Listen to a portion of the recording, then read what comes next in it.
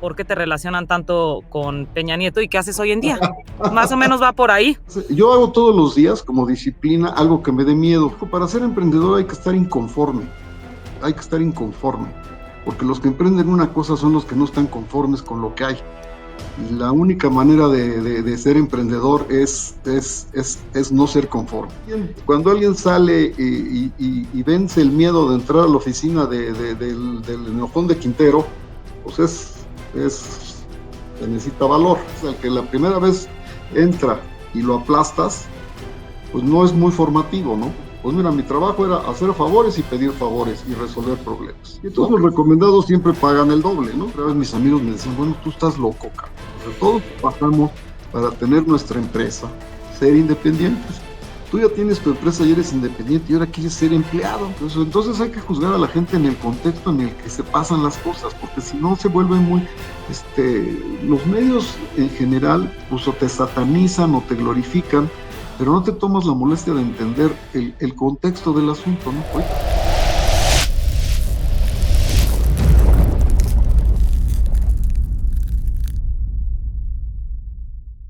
Muy buenas tardes, espectadores. Hoy tengo una persona bastante interesante, mucho que platicar y además es admirable. Es un gran empresario, comunicólogo, planificador de estrategias y una manera de manejar la mercadotecnia impresionante. Les presento con muchísimo gusto y orgullo a Alejandro Quintero. ¿Cómo estás, Alejandro? Hola, ¿cómo estás? Estaba pidiendo un vaso de agua porque tenía la boca seca. No, hombre, no te preocupes, está perfecto, bienvenidísimo. Perdón, te agarré ahí a la mitad. No, aquí estamos. Alejandro, bienvenido a Rompehielos. Qué padre que estés aquí. Qué importante me siento de que me des tu tiempo. Y pues, justo como estábamos platicando hace ratito, quiero que me platiques tu historia. ¿Qué ha sido ser este gran empresario tan mediático, controversial, con tantos éxitos? Y pues, si quieres, vámonos para atrás. Bueno, comunicólogo, ¿no? De la Ibero. Y de ahí, ¿qué sigue? ¿Cómo empieza tu carrera profesional? Pues mira, la verdad, yo, después de que me corrieron de todas las escuelas, de la primaria, la secundaria, de pronto encontré en la universidad, encontré una cosa muy importante, porque yo venía de puras escuelas de hombres, y de pronto llegué a la Ibero, y mi carrera, pues era muy divertida, porque había muchas mujeres. Y dije, ¿qué es esto? El paraíso terrenal. Bueno, ahí nos conocimos mi esposa y yo en 1969 y somos compañeros de generación, ¿no? Entonces, bueno, pues mi carrera empieza muy divertida, luego me volví grillo estudiantil y fui presidente de los estudiantes de la Ibero, en fin. Y después de ahí dije yo, pues me voy a dedicar a hacer maestrías y doctorados, porque está más padre eso que trabajar, ¿sí? Pero bueno, pues resulta que de pronto me enteré que en la vida hay que ganársela, ¿no? Entonces, dije, bueno, pues ¿cómo? Si yo soy el líder estudiantil de la Ibero y yo lo que quiero es ser académico, no sé qué tanta estupidez. Sí, y entonces, pues la realidad me ganó y entonces dije, no, pues tengo que ir a pedir trabajo. Y pues el primer trabajo que conseguí fue de vendedor. Hice mi solicitud en Colgate-Palmolive. Entonces, pues ya llegué yo a Colgate-Palmolive y entonces yo quería entrar al departamento de mercadotecnia porque mi papá había sido importante ahí en Colgate, entonces dije, bueno, pues esto. La noche anterior a mi entrevista le decía yo a mi papá, oye, ayúdame, ¿cómo se saca un porcentaje? Porque no sé nada de eso, ¿no? Pues en la Ibero, la carrera de comunicación es yo de hecho la escogí porque no tenía nada serio, o sea, no tenía matemáticas, no tenía estadística, no tenía nada, era puro desmadre. Sí, de Entonces, acuerdo. digo, bueno, ahora ya más o menos saben para qué sirve la carrera. Cuando yo estudié, pues la verdad no sabía nadie para qué era, ¿no? Era una cosa rara ahí. Pero como mi papá trabajaba en lo que era Telesistema Mexicano y ahora Televisa, pues yo decía esto, pues está padre, ¿no? O sea, no. Bueno, cuando voy a hacer mi primera solicitud de trabajo, pues mi papá en la noche anterior me enseñó a hacer un porcentaje. Esto ya te estoy hablando de que tenía yo 24 años y no sabía yo sacar un porcentaje. Porque la carrera de comunicación es un océano de conocimientos de 1 centímetro de profundidad, ¿no? O sea, los comunicólogos hablamos de todo y sabemos de muy poco. Entonces, Así era Y yo. además, en donde realmente aprendemos a hacer todo ya es en la cancha. O sea, sí la universidad es un poco trámite porque comunicación es práctico, es hacer el artículo, es agarrar una cámara, es todo. Entonces, sí, exacto. Hasta que no estás en el campo, no aprendes bien lo que es la comunicación, por así decir. Bueno, eso yo estoy convencido. Y ahora con esto de la pandemia, que mis nietas toman clase online, ¿sí? Yo pienso que va a tener una transformación muy grande todo el sistema educativo, ¿no? Porque la educación a distancia va a acabar, hay mucho desacuerdo en esto que voy a decir, pero yo pienso que la única cosa para la que sirve la escuela es para hacer amigos y hacer y conocer gente y desarrollar ciertas habilidades de supervivencia, ¿no? Porque siempre te va a tocar el bully, el maestro gandaya. Entonces, para lo que sirve la escuela, en mi experiencia, es simplemente para darte armas para sobrevivir, ¿no? Porque tienes que volverte un negociador, tienes que volverte, o sea, tienes que sobrevivir, es como una selva. Es Estoy para de lo que acuerdo. yo creo que sirve la educación formal. Y lo demás, la verdad,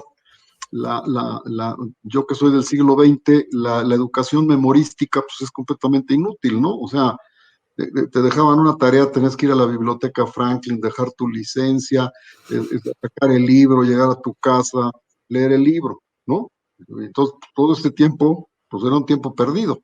Ahorita, pues con el ecosistema digital, pues no tienes que hacer nada de eso, ¿no? Entonces, el conocimiento así propiamente de datos y de cuestiones, digamos, académicas, pues lo tienes al acceso de la computadora.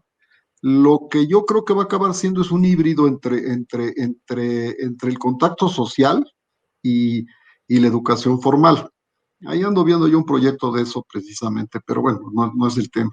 Bueno, la cosa es que me contrataron en Colgate Palmolive, me dijeron que me iban a pagar 3,000 pesos de sueldo, y entonces yo les dije, oiga, es que yo me voy a casar y pues yo con 3,000 pesos pues no me alcanza, ¿no? Entonces, pues déjenme ver. Entonces, pero por lo pronto se tiene que quitar la barba, porque en esos tiempos, en 1960, somos de la generación esa que rompió mucho de lo establecido. O sea, se rompió el paradigma de la falda tableada de las mujeres y del copete con vaselina de los hombres. Y vino una generación muy disruptiva, ¿no? Que es la generación de los baby boomers.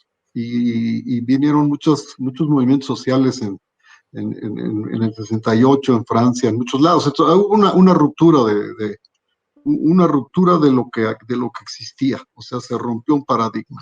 En ese momento, pues yo llego a Colgate Palmolive con barba, greña, y entonces me dicen, mire, nosotros vendemos productos de belleza e higiene, entonces, pues primero tiene que quitarse su barba, ¿no?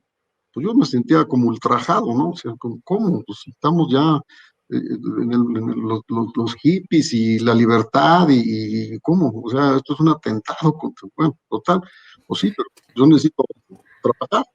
Entonces me quité el bigote, vi otra vez, y entonces me dijeron, bueno, pues ya hablé y le vamos a dar 5,000 pesos en lugar de 3,000, ¿sí? Pero le quiero recordar que le dije que se quitara la barba. Entonces, pues por favor, venga sin barba.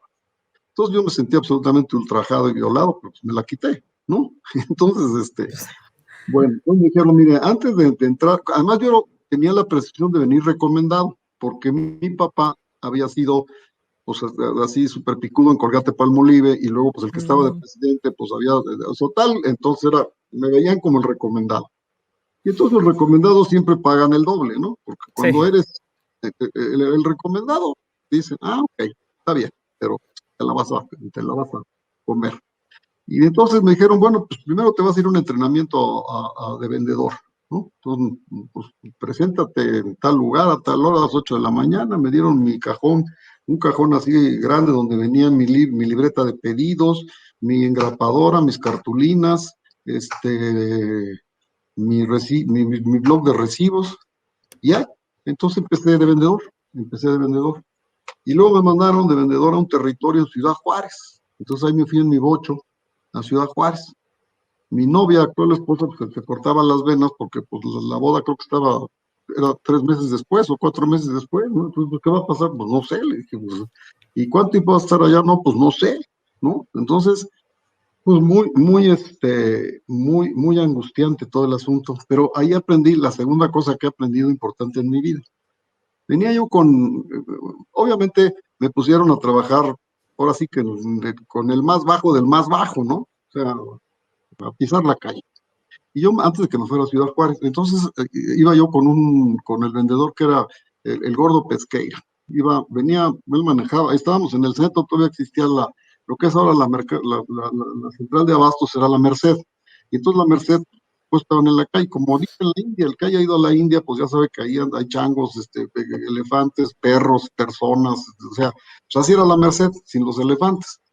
Entonces, pues ahí iba yo con el gordo Pesquera, iba él manejando su bocho, y como hay mucho tráfico, venía leyendo el libro vaquero, su revista, ¿no? El libro vaquero. Y yo venía junto, ¿no? Entonces él aceleraba y luego en el alto se ponía a leer su libro vaquero. Entonces ya llegamos a un puesto, bueno, la Merced Chica, porque había la Merced donde los principales mayoristas de México y luego hay la Merced Chica donde los changarros, digamos. Pues ahí venía yo atrás de Pesquera y pasamos por un puesto donde seguramente no saben cómo es esa cosa, porque ya no es ahora hay supermercados, pero bueno, ponían en el frente de la tiendita el frijol, el maíz, todas las cosas ahí con el precio arriba, ¿no? Todavía en algunos mercados. Y entonces, pues yo venía atrás de Pesquera y entonces se voltea y le grita al dueño de la tienda, ¿tienes frijol Veracruz? Yo dije, pues nosotros vendemos pastas de dientes, ¿no? Pero, ¿tienes frijol Veracruz? Sí. ¿A cómo? A 6 pesos el kilo.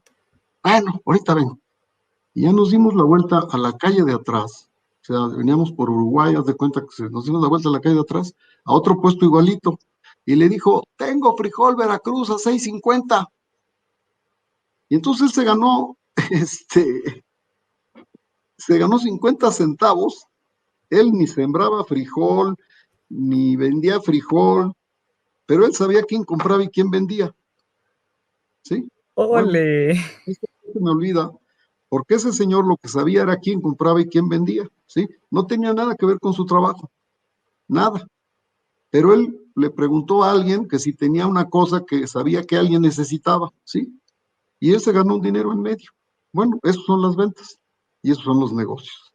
Los negocios, en mi clase más importante de mercadotecnia y de ventas que he tenido en mi vida fue esa experiencia en la que en una cuadra un cuate se ganó 50 centavos en cada kilo de frijol, que no tiene nada que ver con él. Entonces eso a mí me marcó mucho, y me marcó mucho en la vida en el sentido de decir, si tienes un cliente, tienes un negocio.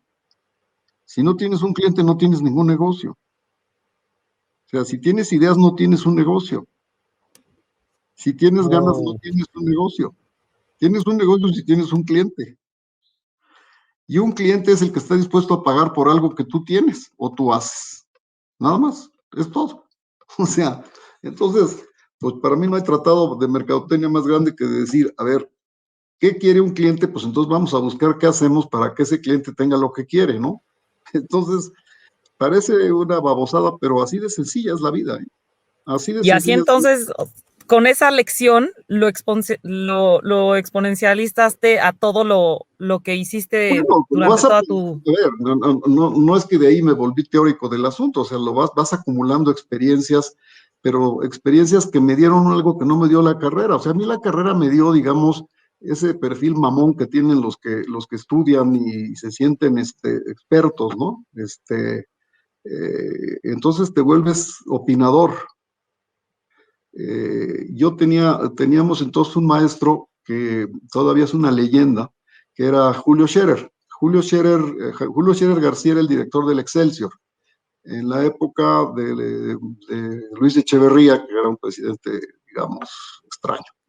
Y entonces pues, era un periódico muy crítico en una época en la que no había, vamos a decir, libertad real de expresión, era la época del prismo autoritario, pues.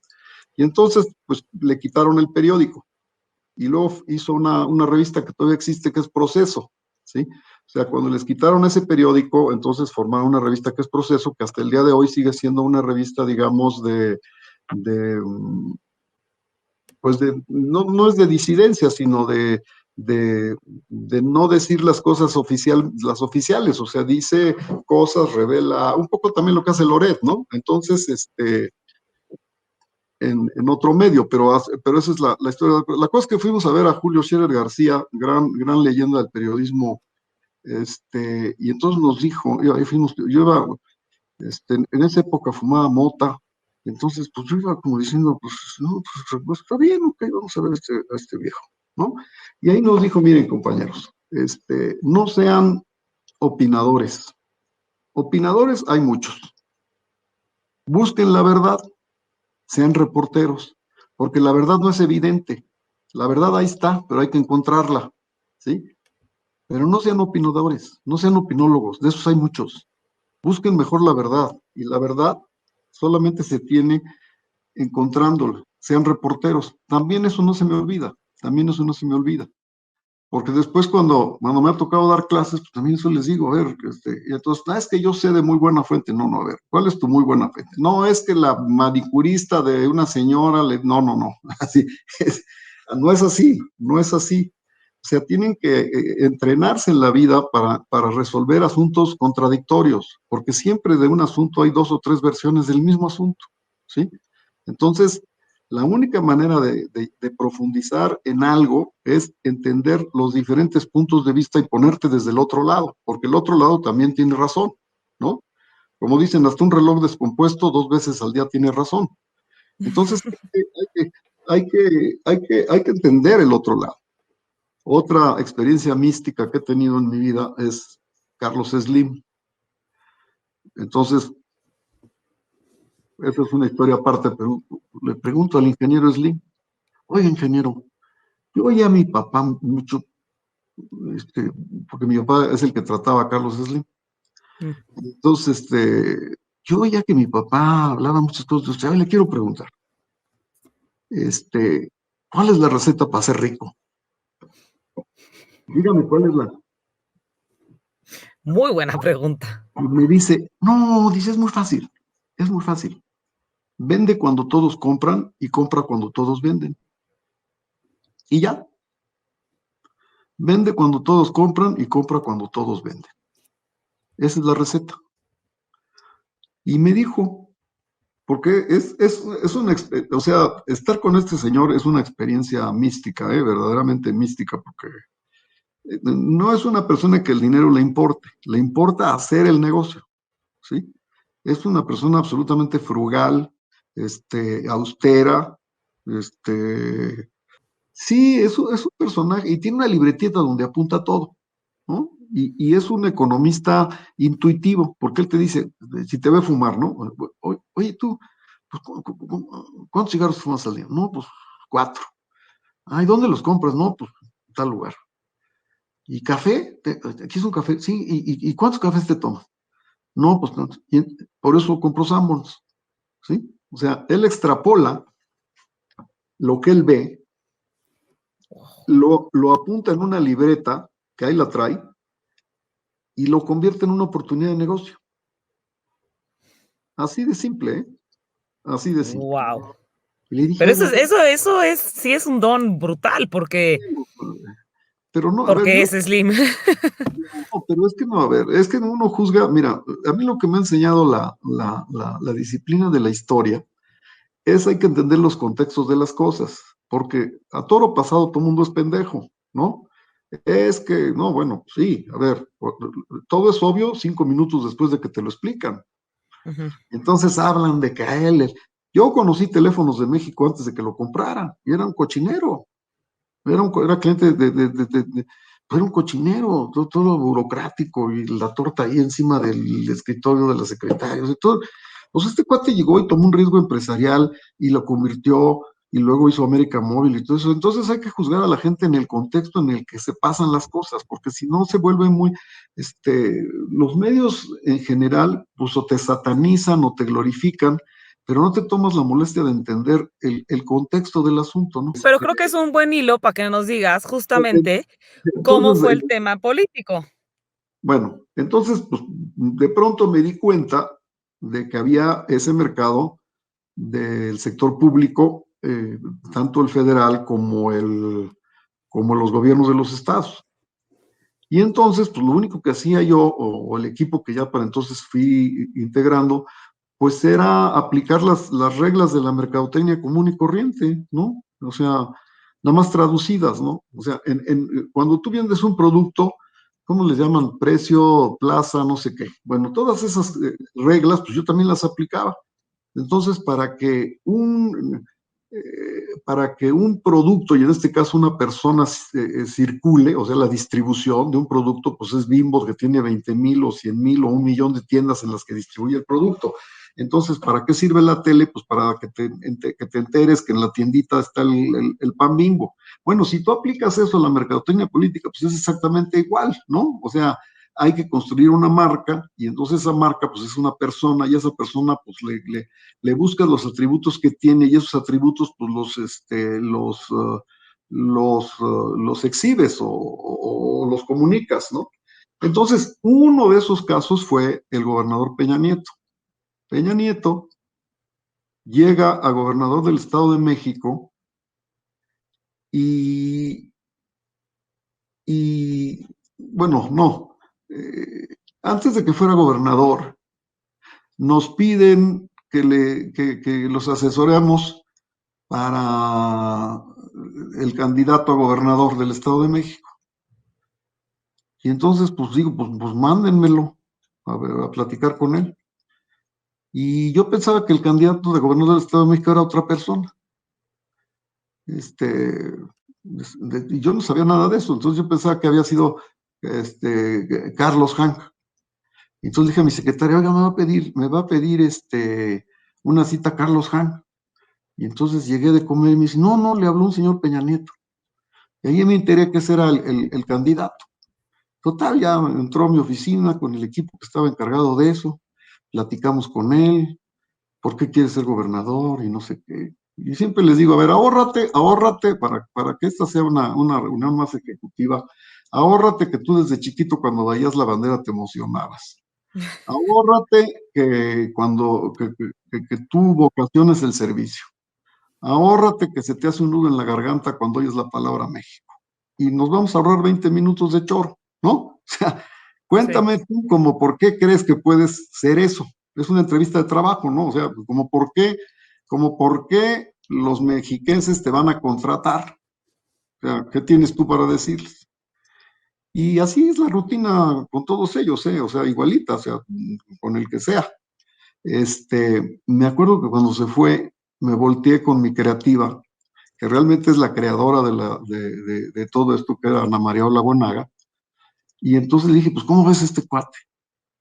Y me dijo dos cosas, es el hijo que todo priista quisiera tener, y segundo, tiene madera de rockstar.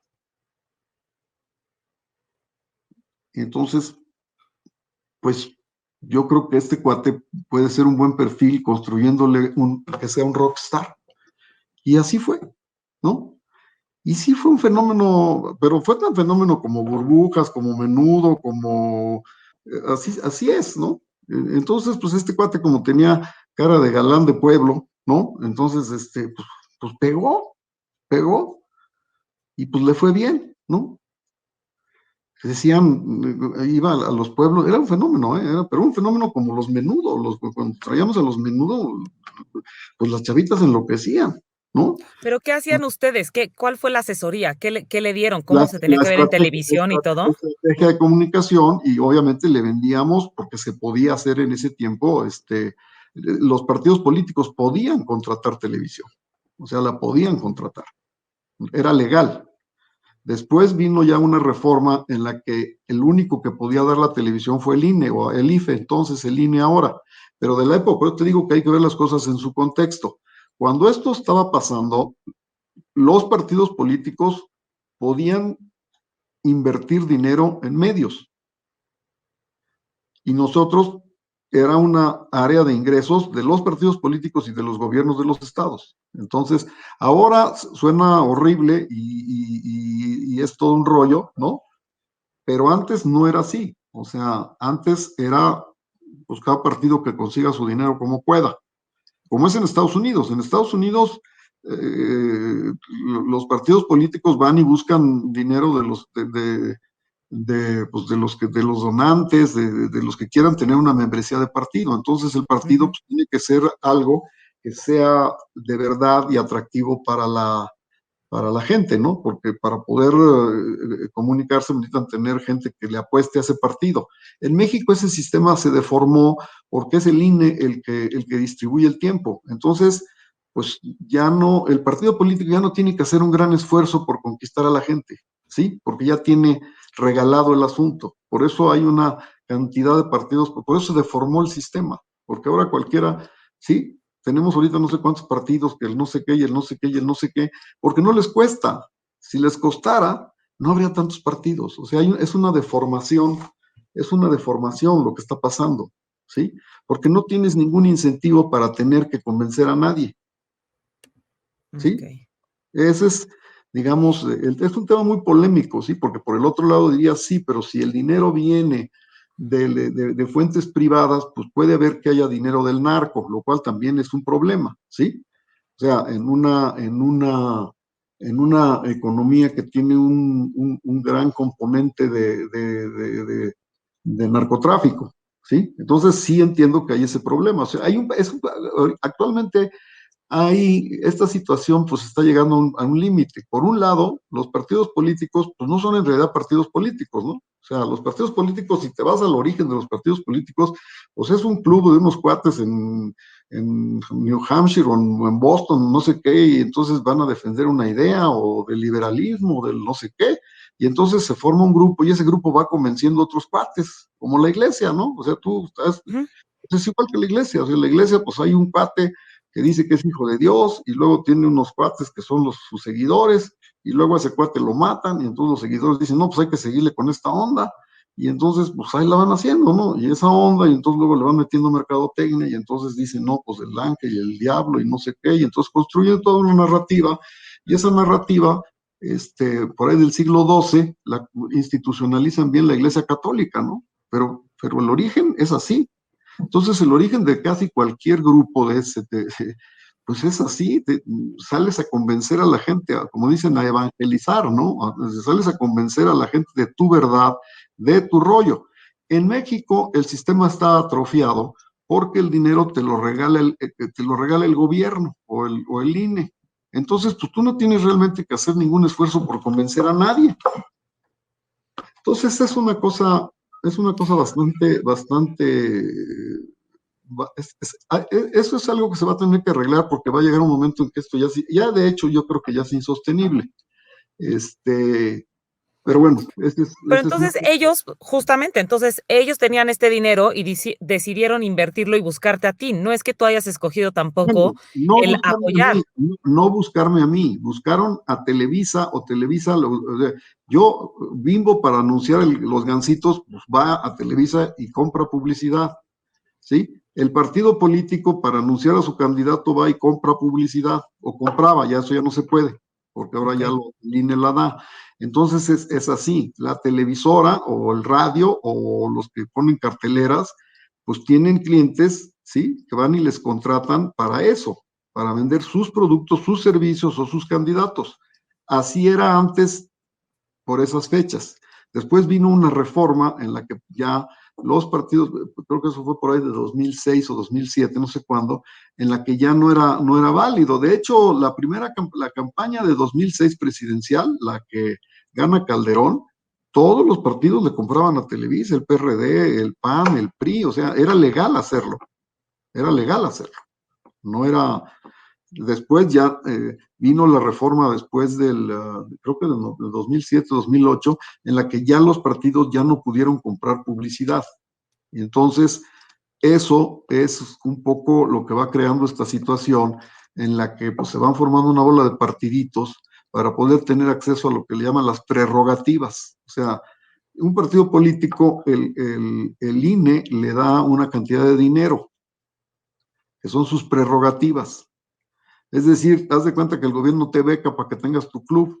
O sea, está mal, en mi manera de ver está mal. Digo, yo Pues, ya no estoy en eso, pero está pervertido el asunto, o sea, porque no tienes necesidad de, te voy a decir el problema que tienes. Si vete tú ahorita y compra. Me dije, si yo pusiera una televisora, no contrataría a nadie de los que tú tienes aquí. Oye, no seas así, ¿por qué dices eso? Le dije, mira, vete ahorita al zoológico de Chapultepec y que te vendan el león más cabrón que tengas. O sea, digan, véndanme el león más fiero que haya. Y lo compras. Y luego te lo llevas a África. Y ahí lo sueltas en el Serengeti. Y luego calculas cuánto tiempo va a durar vivo. Y va a durar vivo el tiempo en el que él encuentre una cebra. Y como en su vida ha habido una cebra, ni ha tenido que cazar, la cebra le va a dar una patada y lo va a matar. ¿Sí? Porque no es lo mismo que todos los días te avienten la carne a tu jaula y no tengas que hacer nada para tenerla, a que tú tengas que ir a salir a matar la cebra para poder comer, ¿no? Entonces, cuando tú sobreproteges un sistema, lo que generas es una cosa en la que dices, bueno, pues que me den, ¿no? Que me den. Eso es lo que está, digo yo que soy completamente del otro lado, o sea, yo estoy formado en iniciativa privada, estoy formado en el mundo de las ventas, en el mundo de que hay que ganarse las cosas, no estoy formado en el de las becas, ¿no? O sea, no estoy formado en el, ni creo en el que pues porque tú no tengas te tienen que dar, pues no, no es que la vida no es así, pero en fin, eso es un tema muy polémico, por eso luego aparezco mucho ahí como el diablo, pero pues es un poco, es un poco, y yo también entré en ese mundo por casualidad. eso te iba a decir, es un proyecto que otra vez te llegó, o sea, así como dice, así como Colgate, ¿te llegó? Te voy a decir, yo no trabajaba todavía en Televisa, yo tenía mi empresa, la que era TV Pro. Y entonces un día me habla un amigo mío, un escritor, Héctor Aguilar Camín, y me dice, oye, te quiere conocer Ernesto Cedillo. Le digo, ¿y quién chingados es Ernesto Cedillo? No, pues es el coordinador de la campaña de Luis Donaldo Colosio. H. ¿Y a mí por qué me quiere conocer? No, pues porque me dijo que si no le podía recomendar a alguien que supiera de mercadotecnia. Y al único que yo conozco pues, que sabe de mercadotecnia eres tú, porque pues todos sus amigos pues, son puros intelectuales, ¿no? Es decir, pues, así como de cosas reales de la vida no saben tanto. Entonces, pues te voy a llevar. Y pues vamos. Y ahí conocí a Ernesto Cedillo, que era el coordinador de la campaña de Luis Donaldo Colosio. Y entonces, pues me enseñó las encuestas. Yo no entendía nada porque pues, yo vendía jabones, ¿no? Entonces la encuesta y entonces aquí el voto duro y el no sé qué tanta madre. Y entonces, ahí llamó a su coordinador, que por cierto eres embajador en Washington, y entonces le dijo, oye, a ver, explícale aquí a Quintero todo esto, y entonces me dijo, nos vemos mañana.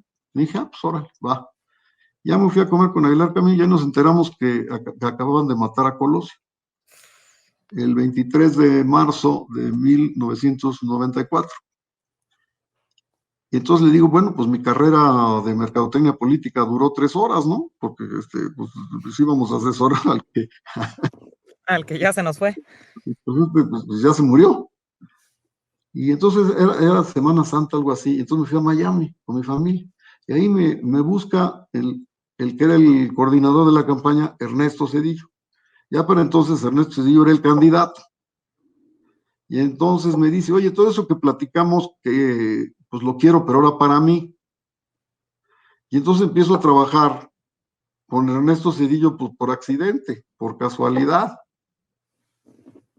Y entonces pues estuve 6 años pues trabajando, haciendo comunicación y todo este rollo con este señor, pues por pura casualidad.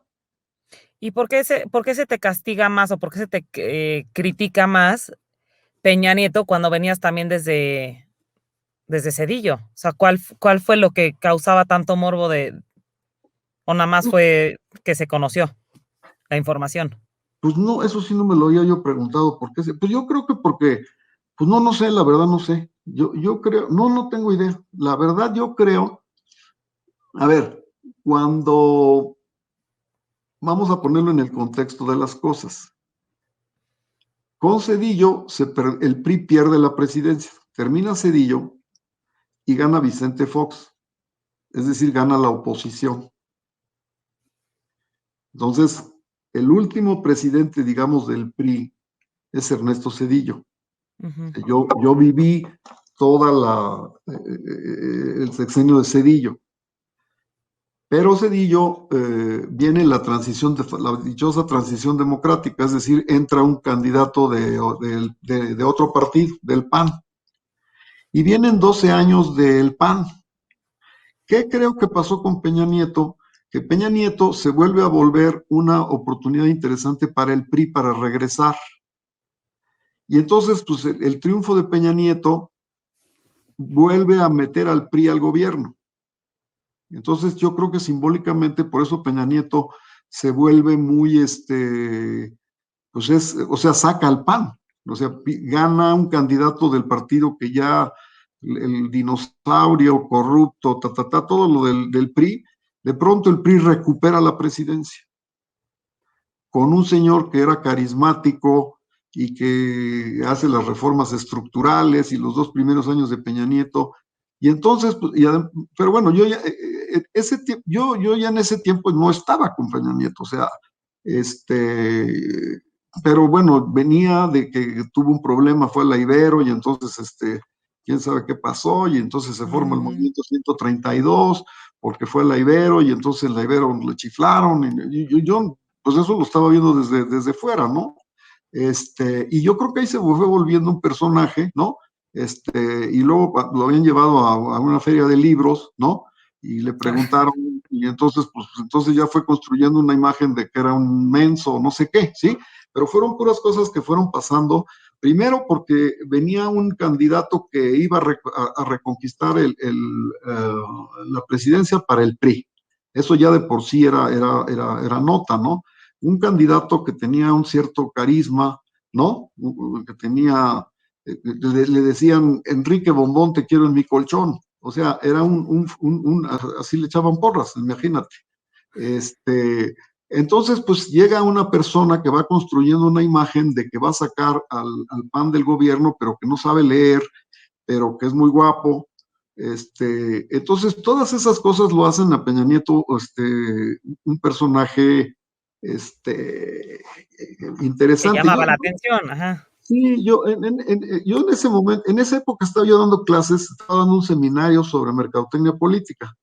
Y entonces les llego en mi primer día de clase y me veían así como, yo creo que muchos se metieron por morbo, ¿no? Decían, y entonces les dije, bueno, para esta clase les voy a decirlo, yo no creo en los libros de texto, pero sería bueno que se leyeran y les digo, lean este libro, que no sé, me acuerdo que le dije, bueno, un libro. Y se me quedaron viendo como si les hubiera yo dicho, pues lean en sánscrito, ¿no? Le dije, pues este libro, o sea, este libro yo lo leí en la prepa, o sea, ¿no lo conocen? Total, le digo, bueno, a ver, entonces si no es ese libro, este libro. Pues también se me quedaron viendo así como si les estuviera yo hablando, no sé, de física cuántica. Y dije, ya entendí, ya entendí. Ustedes a lo que vienen es a que yo los entretenga, a que yo los divierta, ¿no? Ustedes no son como de mucho estudiar. O sea, ustedes vienen por el morbo de oír mis quinteroaventuras. Entonces vamos a hacer una cosa, vamos a hacer un taller. Vamos a simular que somos el equipo de campaña de un candidato y entonces para que acrediten la materia, vamos a hacer el plan de un candidato, ¿no? Como si ustedes fueran el cuarto de guerra de un candidato. Y entonces ustedes escojan de quién les gustaría ser el cuarto de guerra. Bueno, todos dijeron Peña Nieto. Dije, vamos a hacer entonces la estrategia de Peña Nieto y vamos a hacer una cosa. Le vamos a pedir a Peña Nieto que nos reciba y ustedes le presentan eso y que él sea, ahora sí que el examen lo van a, o sea, la materia la van a acreditar haciendo el plan de comunicación de Peña Nieto que ustedes escogieron que fuera Peña Nieto y se lo presentan a Peña Nieto. Y fue muy divertido, ¿eh? Porque ahí fuimos a ver a Peña Nieto, ya le presentaron su plan que me acuerdo, le presentaron un FODA, ya sabes lo que es el FODA, ¿no? Ujú, El chicuadrito ese que el hace los... Sí, sí, embudo. sí. No, le damos uno, el FODA es ese que dice, es un cuadrito que dice, fortaleza, Fortaleza, oportunidad. debilidades. Ándale, es con lo que te cobran los consultores que te dicen, aquí está su FODA, ¿no? Y entonces Sí, exacto. te cobran por decirte el FODA. Y entonces hicieron el FODA de Peña Nieto, me acuerdo muy chistoso porque decía, el FODA dice oportunidades, amenazas, Debilidades y debilidades. oportunidades. Sí, bueno, en el debilidades decía relación con Televisa y decía mi nombre, ¿no? O sea, una debilidad O sea, era, desde ahí ya. sí, me dio mucha risa que entre las debilidades ¿no? Era la relación con Televisa y ponía mi nombre, específicamente mi nombre, ¿no? Estuvo buena esa clase. Pero bueno, ya, no sé. Ah, pero todo empezó de casualidad, te digo, pues empezó porque se murió el candidato y en vez del candidato quedó el que quería que yo trabajara para él y entonces pues ahí estuve 6 años, ¿no? Y entonces pues lo que sí aprendí fue mucho de ese mundo, o sea, sí aprendí mucho de ese mundo, y pues eso fue lo que después ya en Televisa me sirvió para poder hacer estrategias de comunicación que Televisa pudiera este, convertir en campañas de publicidad, pero en ese tiempo eso era legal, ¿sí? Entonces, que justamente quien hace toda esta historia y esta dinámica negativa es López Obrador para hacer como contra campaña, o más bien, sí, para atacar al partido político y a Televisa, porque él estaba como solo, ¿no? Entonces, yo creo que quien también sacó esta historia y la aprovechó a negativo fue él para su campaña y No, hacerla. no, yo no ¿O creo, ¿eh? No, yo no o por creo. qué está tan o sea, por qué No, él tanto no, le mete al medio y a no, yo no creo, yo creo que a ver, los mexicanos tenemos mucho esta cosa de la teoría de la conspiración, ¿no? O sea, tú cualquiera te dice, mira, yo sé de muy buena fuente, no sé qué. Yo creo que el tema de la mercadotecnia política, no, yo creo que López Obrador tiene su estrategia desde siempre y es una estrategia que no tiene que ver con Peña Nieto, tiene que ver con la desigualdad social y tiene que ver con el desencanto que él ha detectado entre la gente. O sea, yo no me acuerdo o sea, yo no creo que López Obrador, Peña Nieto haya sido un tema para él. O sea, el tema de Peña Nieto tenía que ver más bien con que fue el que sacó al PAN del gobierno y luego, pues como sacó al PAN del gobierno y se le veía a un presidente que iba a ser muy, muy bueno, pero pues los problemas de Peña Nieto fueron problemas internos de gestión de Peña Nieto. O sea, pues si lo llevan a una feria de libros, pues de qué le iban a preguntar, pues de libros, ¿no? Entonces, y si lo llevan a la universidad de los medio ricos, pues obviamente que no era para aplaudirle. O sea, yo creo que los que tuvieron la culpa de muchas de las cosas que le pasaron a Peña Nieto fue su equipo. Y, pero y, 6 años nunca vieron que no lo estaban ayudando en nada. O sea, la verdad es que, mira, yo nada de política, pero no pero, puede ser. O sea, había pero una regada de pata que decía: "¿Dónde está su equipo?". sí, eso también pienso yo. Entonces, pues hay muchos errores de gestión, ¿eh? Pero sinceramente no creo que López Obrador tenga nada que ver en eso. López Obrador en lo que ha sido muy consistente, que es muy intuitivo, o sea, eh, una de las cosas claves en la mercadotecnia o en la publicidad es la repetición. Yo digo, fíjate, que el Evangelio es muy potente por dos razones. Una, porque es ejemplar, es decir, predica con ejemplos, ¿sí? El Evangelio es ejemplar. Tú cuando vas, yo ya no voy a misa, pero cuando iba, pues ya sabes que el sermón de la montaña y que cuando convirtió el agua en vino, y vas a oír la misma madre, ¿no? Entonces, predica en forma ejemplar porque da ejemplos y lo repite muchas veces. Entonces, son dos normas de la mercadotecnia o de la publicidad, ¿sí? repetir las cosas. Entonces, López Obrador pues, tiene 20 años repitiendo lo mismo. Pues es lógico, sí, y además su mensaje es un mensaje que mi tía Sarita, que vive en Iztapalapa, pues sí lo entiende, ¿sí? En cambio, si tú que yo en eso sí creo que mucho de lo que pasa es la soberbia de los tecnócratas, la soberbia de los que se fueron a estudiar a Yale, a Harvard, y hablan con ese tono de yo sé arriba lo que tú tienes que hacer y lo que tú tienes que pensar.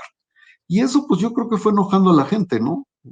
Ese tonito de yo sé todo y yo te digo lo que es bueno para ti, pues fue enojando a la gente, porque Claro. yo sí creo que perdieron el contacto con la realidad. O sea, en teoría, es que en teoría no, pues en teoría, pero la teoría es una cosa y la realidad es otra. Entonces yo sí creo que había una gran cantidad de gente inconforme, pues que no era parejo para todos, ¿no? O sea, pues sí, sí está creciendo México, pero pues yo sigo viviendo donde vivo y López Obrador encontró bueno, no encontró, o sea, él, todas, lo que sí me consta, porque es que desde que empezó su carrera, o sea, en Tabasco, ha dicho lo mismo, no ha cambiado, o sea, hay una tesis de una mexicana en la Sorbona, muy grande, que es Historia Política de Andrés Manuel López Obrador. Y es una cosa yo creo que tiene como 600 hojas, y esta chava, para su doctorado en la Sorbona, no sé qué, hizo todo este estudio sobre López Obrador, y si tú ves lo que decía cuando estaba, eh, cuando era un chalán, empezaba su carrera, sigue diciendo lo mismito, no ha O cambiado, sea, no ha cambiado, no ha cambiado lo que cree, no lo ha cambiado, consistente. es consistente, o sea, y ya lo ha repetido, pues es como la iglesia, si tú ya sabes que el sermón de la montaña y que la Virgen y que la Madre, ¿no? Y entonces tienen 2000 años diciendo el mismo rollo, que si tú te portas bien te vas al cielo y si no te vas al infierno. Y el que tiene el poder de salvarte soy yo, porque yo soy la iglesia, soy el representante de Dios. Todo ese rollo, pues tienen 2000 años diciendo lo mismo, 2000 años. Entonces, pues López Obrador, que ha visto el mundo desde abajo, pues ha dicho, en eso ha sido consistente. O sea, cuando él dice, o cuando dicen, no engañó a nadie, efectivamente no engañó a nadie, ¿eh? O sea, yo no sé por qué se sorprenden tanto. O sea, él desde que era, bueno, desde chico, o no desde chico, pero desde que empieza y se va y se inscribe en el PRI, sigue Desde diciendo chico lo mismo. políticamente. Sí, pues, la realidad le fue reforzando su discurso, como la realidad fue reforzando o sea, mi carrera, ¿cómo fue? Pues a base de puras realidades, ¿no? O sea, una cosa es que yo decía, yo voy a ser académico en Harvard, y una cosa es que pues, me tengo que casar, tengo que trabajar, todas esas cosas tu historia de vida es lo que te va haciendo lo que finalmente eres. Yo creo que él, su historia de vida, acredita que siempre ha estado, ha dicho lo mismito, los pobres primero, porque los ha visto, porque ha estado cerca de eso. O sea, yo no lo estoy defendiendo, nada más estoy diciendo que el cuate es consistente. Eso es consistente. Cuando ves una serie de gentes que son una bola de simuladores, ¿no? Y que lo que quieren es tener su partido político para que el gobierno les mantenga su partido político. Esa es la verdad, y lo estoy diciendo de algo con el que yo no comulgo con eso, porque yo creo que el dinero hay que ganárselo, ¿no? O sea, yo no estoy de acuerdo en que te regalen porque, ¿no? Es que no tengo, pues trabaja, ¿no? Dicen Ujú. que la suerte se reparte a las 5 de la mañana, ¿no? Entonces, dice este señor Catón, el que lo lees tu papá, Sí, y hay, es fan. de vez en cuando me manda las cosas de Catón. Ya luego Catón, como los viejitos como yo, ya se repite, ya dice luego muchas babosadas. Pero hay una cosa que le oí a Catón, que lo contratamos una vez para que nos diera una conferencia, y dijo que el único lugar donde éxito está adelante de trabajo es en el diccionario. Es en el Wow. diccionario. Pues sí, ¿no? El único lugar donde éxito está antes que trabajo es en el diccionario. Entonces, pues yo lo que creo es que pues, el que trabaja más, pues tiene mejor chance que el que trabaja menos, yo creo. Pero bueno, Totalmente. no es el punto. El punto es que Perdón, López pero Obrador, ¿puedes bajar tantitito tu pantalla? hablando de mercadotecnia, él ha sido muy consistente en su mensaje. No ha cambiado ni una coma de lo que decía desde el día 1 hasta el día de hoy. Un segmento de la población que se siente abandonado y que dice, bueno, pues yo sí veo que hay unos muy ricos, pero pues yo aquí como que no está parejo el suelo, ¿no? En fin, es un tema, pero no es el tema, yo creo que de la entrevista. ¿Y cuál es su pelea con Televisa? ¿Cuál es su tema? O sea, ¿por qué tomar como Televisa fue el malo, el creador, el todo? ¿De qué le sirve? O por qué, bueno, No, de a ver, vuelve a lo mismo. ¿Tú crees en Dios y en el diablo? Vamos a decir que, creía, pero sí. bueno, vamos a suponer que yo voy a hacer una religión, ¿no? Bueno, te lo voy a contar con la religión católica. Con un producto te lo voy a poner. Tú tienes que exaltar tus virtudes y decir que eres mejor que otro producto. O sea, por contraste. Cuando la iglesia inventa al diablo, ¿para qué inventa al diablo? Pues porque si tú te metes a mi club, yo te cuido del diablo. Entonces tienes que tener un diablo para que tú puedas vender protección y cuidado. Si tú crees en mi club, tú te vas a ir a un paraíso que es el paraíso de mi club, donde te la vas a pasar a todo dar. Si no crees en mi club, entonces te vas a ir a un lugar horrible que es el infierno. Y entonces ahí está el diablo. Entonces se usa mucho el término demonizar, ¿no? O sea, es que demonizó. Pues sí, porque tú tienes que ponerle cara al diablo. Para que tu proyecto resalte, pues tienes que tener, pero a ver, los americanos Como somos novela, el los, antagonista, ¿no? tienes que tener un antagonista, exactamente, esa es la palabra. O sea, si no tienes un antagonista, no hay tensión dramática. Y luego yo en Televisa necesitábamos tener más guionistas, porque todo empieza en un guión, o sea, todo empieza en una historia. Entonces hice un taller de guionistas con la Ibero. Dije, necesitamos tener más escritores, ¿sí? Y luego, pues empiezas dijimos, a ver, necesitamos elevar la tasa de éxito de los programas. O sea, si tienes más rating, pues tienes más ventas. No es porque a mí me importaran las telenovelas, o sea, lo que me interesaba es que las telenovelas tuvieran más rating, porque cuando nada más era Televisa, pues el rating era 100%, ¿no? O sea, pues, ¿qué Claro. rating? 100%. Luego, pues empiezo a ver televisión azteca, y luego, entonces, pues ya tienes que luchar por las audiencias. Entonces dices, pues, ¿qué tenemos que hacer? Primero que nada, pues tener mejores historias, ¿no? Y que esas mejores historias se conviertan en mejores programas, ¿no? En la época del tigre y en la época de que puedes vender la historia de la niña pobre que llegó del rancho y se casó con el rico, el hacendado, ¿no? Casi toda la gente que trabaja a mi alrededor son mujeres, porque yo creo que las mujeres son seres superiores. De hecho, yo creo que el cerebro humano se va a feminizar, porque las mujeres son multitasking. O sea, tú a un hombre le puedes hablar o de cervezas, o de fútbol, o de chavas, pero no se las mezcles porque se hace bolas, ¿sí? O sea, no pueden seguir tres conversaciones de tres cosas distintas. Bueno, en el mundo en el que vivimos de las multiplataformas, las mujeres son multitasking, o sea, le están dando de comer al niño, están viendo la novela, están hablando por teléfono y además están oyendo lo que tú estás diciendo. Y entonces te dice, pero a ver, ¿por qué dices eso? Entonces, mi mundo es de mujeres, yo vivo rodeado de mujeres, tengo una hija, dos nietas, los ejecutivos de alto rendimiento que he tenido toda mi vida han sido mujeres, entonces yo pienso que las mujeres van a acabar siendo, bueno, los hombres pues van a ser, no sé, pero el cerebro humano, si quiere sobrevivir, tiene que feminizarse, o sea, tienes que ser multitasking. Y por alguna razón, no sé cuál, neuronal o no sé qué sea, las mujeres tienen una capacidad de multitasking, pero muy superior a la de los hombres. Soy patrono del Instituto Nacional de Geriatría. Y entonces pues, me dicen, oye, ¿por qué te metiste a eso? De puros ruquitos. Pues sí, le dije, nomás que todos esos ruquitos, uno fue secretario de Marina, uno fue jefe de gobierno, otras no sé qué. Le dije, pues las historias de que platicamos los viejitos ahí, pues el más pendejo soy yo, ¿no? Pues yo cuando voy a esas reuniones de los viejitos, pues oigo muchas cosas muy interesantes, ¿no? Oigo cosas muy interesantes. Y yo lo que sí, cuando empiezan en el yo hice, yo siempre soy muy disruptivo, decir, a ver, si nos vamos a venir aquí a contar cada quien la historia de su vida, pues neto, yo no vengo, porque la historia de mi vida no le interesa ni a mis nietas.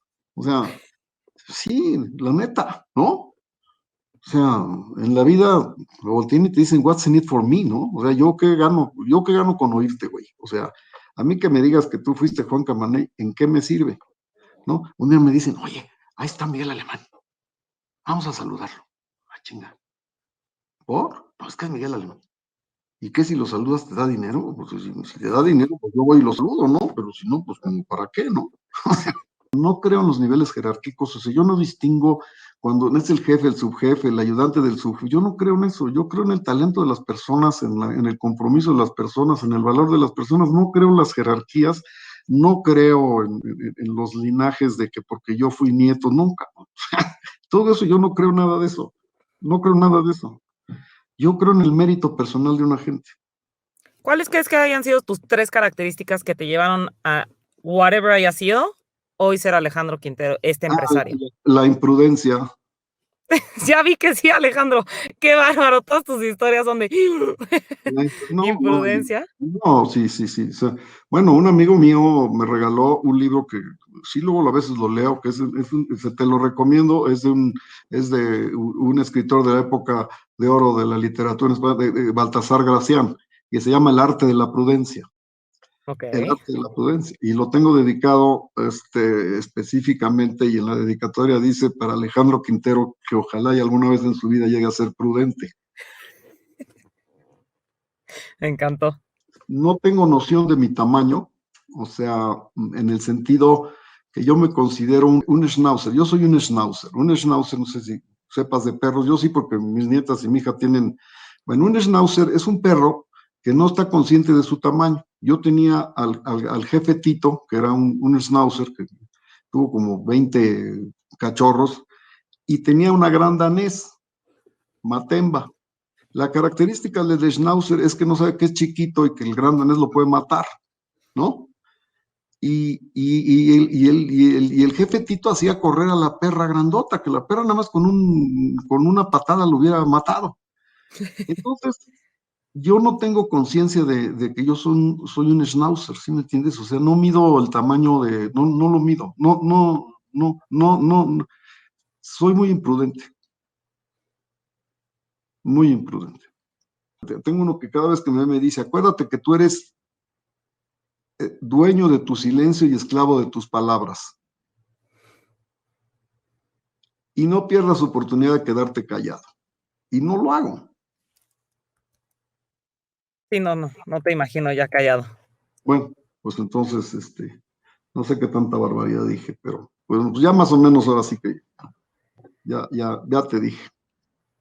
Está increíble, de verdad qué padre. La verdad es que, bueno, a ver, te conocía, pero por conocerte, pero no sabía todo lo que había atrás, no sabía de esta parte imprudente de tus historias, de todo lo que lograste, hiciste.